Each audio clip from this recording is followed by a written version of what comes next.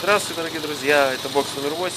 Сегодня у нас автомобиль Opel Astra J с неисправной системой вентиляции картерных газов. Вот здесь вот находится мембранка, об ее устройстве вы можете прочитать. И через вот это отверстие подсасывается воздух, это нормально. Когда мембранка отваливается, он начинает сосать воздух слишком сильно, видите? И жалуются на бедную смесь. Подсос воздуха нехорошо, взяли, заткнули. Давайте послушаем, что будет, если его заткнуть. Слышите звук какой? Отпускаем. У автомобиля неисправны натяжные ролики или ремень.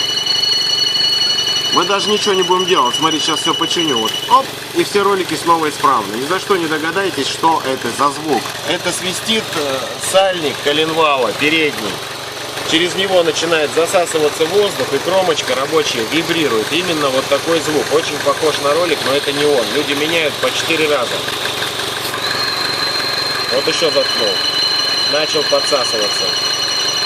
Чем дальше, тем больше.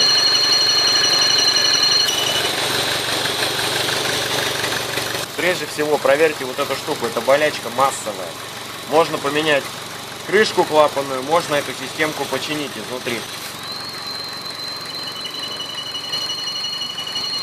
Звук достаточно громкий, как вы видите. Именно сальник коленвала. Машина приехала с такой же проблемой. На обум ничего менять не стали, искали, где он именно сосет. Чтобы в этом убедиться, достаточно снять ремень. И вы сразу исключаете все ролики и все шкивы. А свистеть будет все равно. И вот потом методом тыка нашли вот эту вот неисправность. Поменяли клапанную крышку, все прошло.